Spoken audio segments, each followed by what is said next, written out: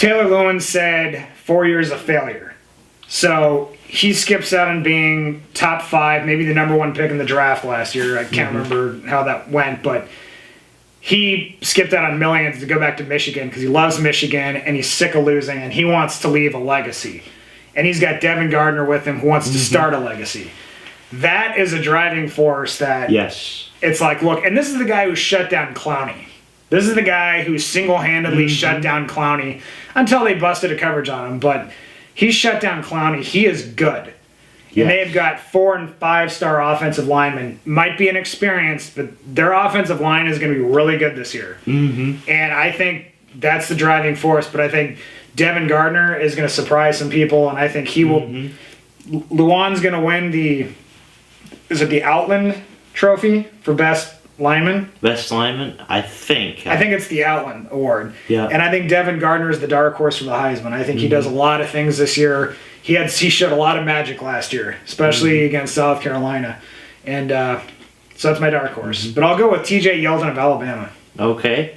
I like McCarron. I also like Yeldon. But my sleeper pick, and you're going to be surprised by it. Call me quarterback happy, but I have a feeling if Oregon goes 12-0 or 11-1, I like Marcus Mariota. Oh, yeah. It's a good pick. Because Oregon's defense is not that great. They're average. They're like solid. They're like solid. But if their defense, if they have the same defense, then they need a hell of an offense to win a lot of games. And plus, Chip Kelly is now in the Eagles. Yeah. So now you got Mark Herzlich, I think is his name, as the coach, which he is an offensive guy. And I think that, like I said, if Oregon goes 12, runs the table, loses the game, I think Mariota will lead that team to a Pac-12 championship. And that's a good point because they don't have Barner this year.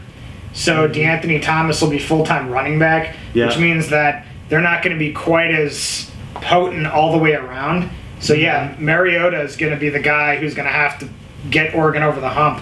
When teams are shutting down DeAnthony Thomas, which is likely because they don't have that dual threat anymore of Barner and DeAnthony Thomas, Mariota is the guy who's going to have to go out and make the play. He's going to have to make the big play. So that's that's a great pick. Yeah, and I bet you a lot of people around the East Coast are watching this are thinking, who the is Marcus Mariota?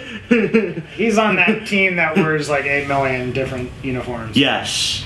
And they have pretty sweet jerseys too, I will say. It will be interesting to see how Oregon's offense is this year without. Did you hear about their new locker room though? No. Their locker room is pretty sweet. They've got like they've got their lockers are about probably the size of half this studio. And they've got their own little punch, or they punch in their own keypad. The thing lifts up, and it's got their pads and their jersey just hanging up. They're just hanging up like as a mannequin, and they've got their helmet and everything, and shoes and pads in it, and they're I think everything. I think they've got like leather seats in all of their locker rooms. They've got a lot of chrome in there. Man, the thing looks sweet. Nice. Yeah, it pays to have a sponsor like Nike. Yeah. All right, so to sum it up, McCarron's your first pick. Yes. It's a good pick too. He's a good leader. Plus his girlfriend. Oh my God, I love to be Catherine Webb. She literally became a sensation just like that. Because I remember watching that moment too. I had just come home from announcing a JV game, and then all of a sudden it was, I think, 14-0 at the time.